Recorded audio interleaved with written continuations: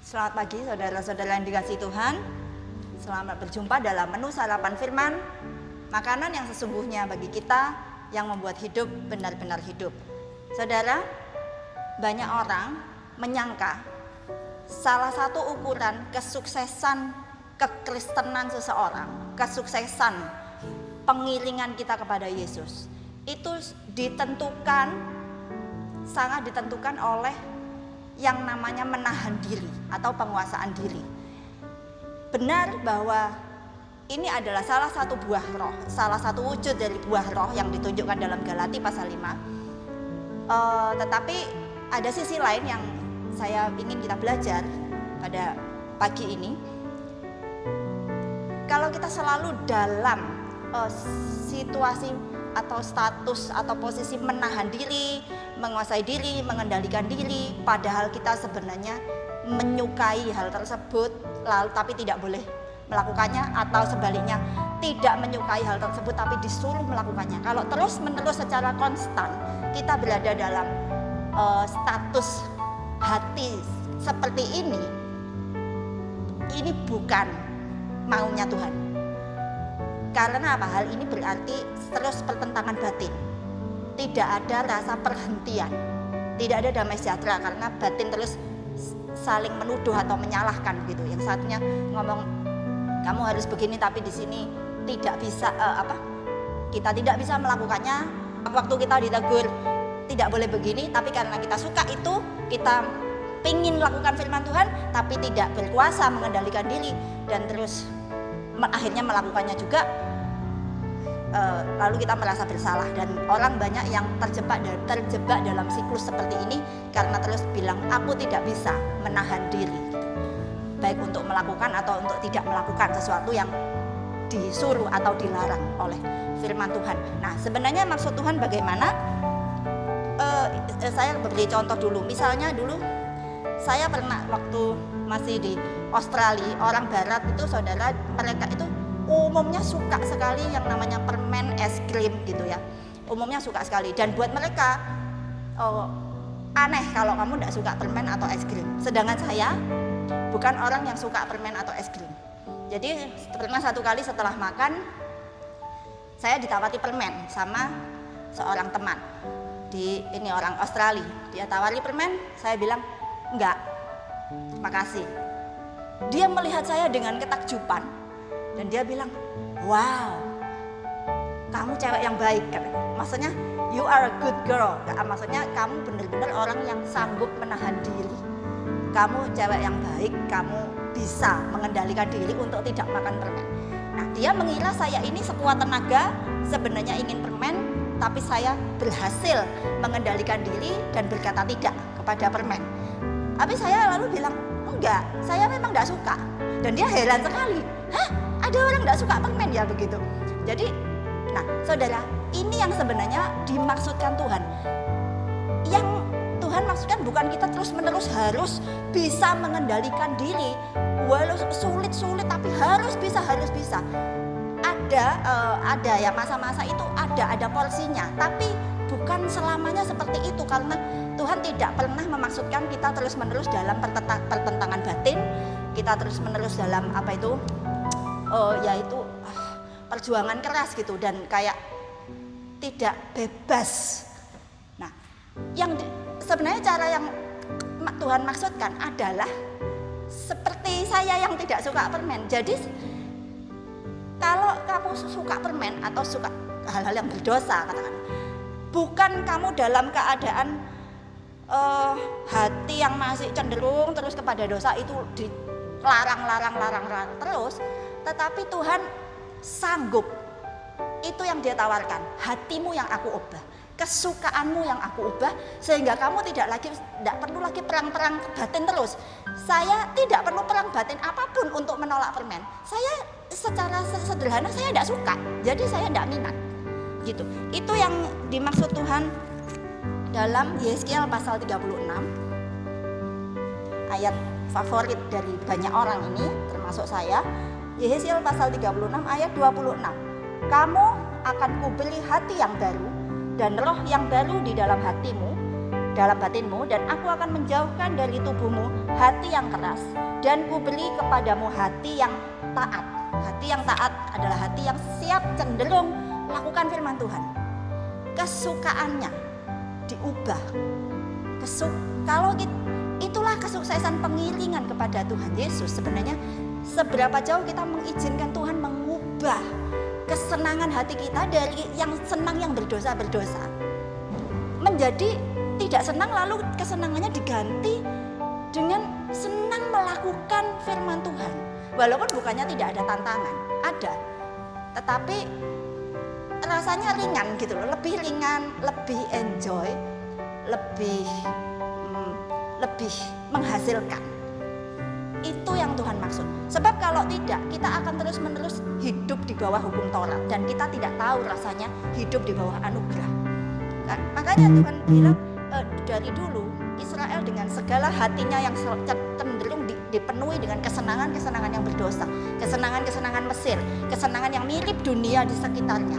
Lalu Tuhan kasih standar-standar yang kayak tidak masuk akal untuk orang-orang demikian, untuk mereka di zaman itu. Lalu mereka terus bertentangan begitu. Tapi jawabannya adalah Tuhan mau, Tuhan mau kerjakan adalah Dia diizinkan masuk ke dalam hati kita, ke dalam kelemahan kita, ke dalam kesenangan-kesenangan yang berdosa dari hati kita. Lalu kita izinkan Dia ubah itu menjadi kesukaan. Jadi saudara yang tahu rasanya, saudara tahu makan sate kambing dan saudara punya darah tinggi, lalu tahu bahwa sebenarnya tidak baik makan sate kambing. Yang mudah adalah minta Tuhan jadikan kita tidak senang sate kambing gitu loh, daripada minta kemampuan untuk terus berkata tidak kepada sate kambing. Ya itu cuma contoh kecil, tapi hal-hal yang lebih mempengaruhi kesehatan batin kita ya. Misalnya saya suka emosian, saya suka marah, saya suka minder, saya suka iri hati, atau pokoknya hal begitu. Itu karena kesenangan kita berdosa dan kita takut dihukum Tuhan, lalu kita cenderung menutup itu terhadap Tuhan. Padahal salah. Kalau kita buka diri sama Tuhan, kita izinkan Tuhan masuklah dan ubah. Bukan lagi saya punya iri hati tapi menahan diri supaya tidak iri, tapi sungguh-sungguh dari dalam iri hati saya itu diubah jadi satu sukacita kalau lihat orang lain dalam keadaan mungkin lebih baik dari saya, lebih pintar dari saya, lebih punya banyak uang dari saya, dan seterusnya. Itu yang Tuhan rindu kerjakan dalam kita. Dan caranya saudara, salah satu yang saya ajak kita bahas di sini, dengan mengizinkan kita dipengaruhi dan mempengaruhi. Jadi hal itu bukan sesuatu yang diajarkan, tapi ditularkan lewat pengaruh. Mari buka dalam Matius pasal 5 ayat 13. Kamu adalah garam dunia. Jika garam itu menjadi tawar, dengan apakah ia diasinkan? Tidak ada lagi gunanya selain dibuang dan diinjak orang. Nah, garam, salah satu sifat garam adalah mempengaruhi. Dia ditaruh di situ, dia tidak mengubah yang lain-lain masakan itu menjadi garam semua, tetapi dia mempengaruhi supaya rasanya jadi asin begitu. Jadi kalau kita begitulah juga kalau kita mempengaruhi orang, kita tidak mau memfotokopi orang supaya menjadi berubah kepribadiannya seperti saya atau begitu, tapi dimasukkan pengaruh-pengaruh yang membuat warna aslinya ada perubahan begitu. Itulah yang dikerjakan Tuhan Yesus lewat Roh Kudusnya kepada kita, lewat orang-orang lain yang mempengaruhi kita.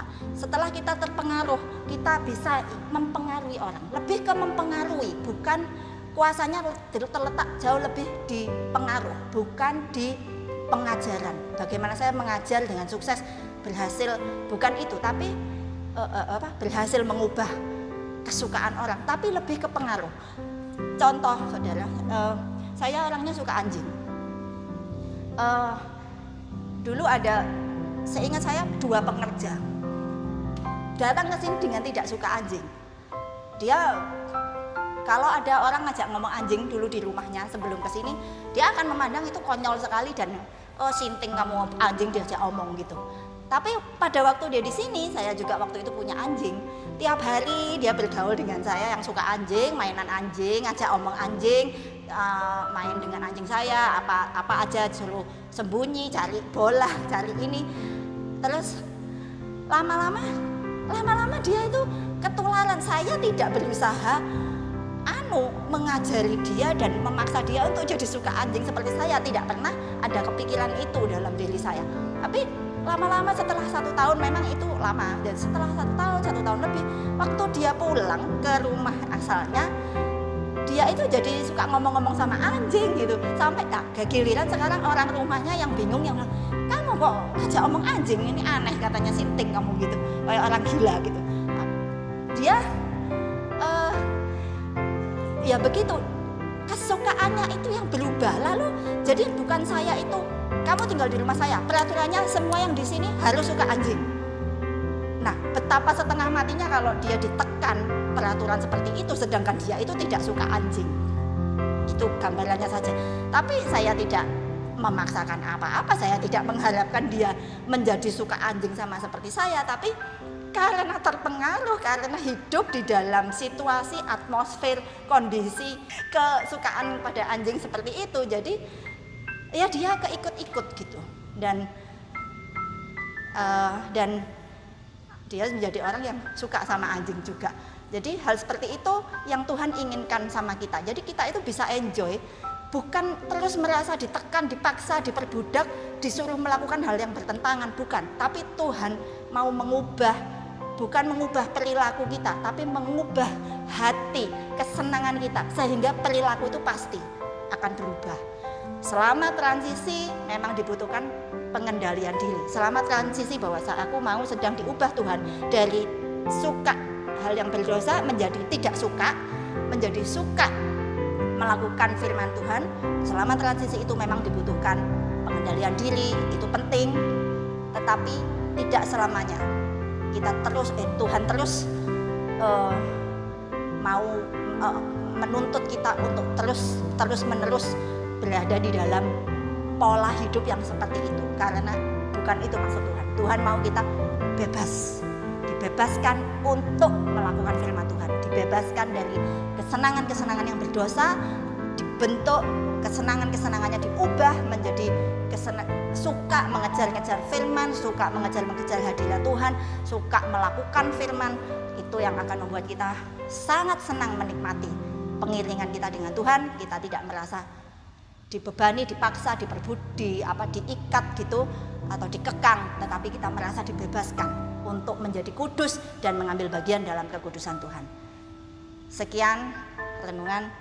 Mari kita terus mengizinkan diri kita dipengaruhi oleh Roh Kudus dan satu sama lain lewat komunitas kita yang ilahi, dan kita akan dimampukan untuk mempengaruhi dunia, mengubah sesuatu di dunia ini dan membuat perbedaan.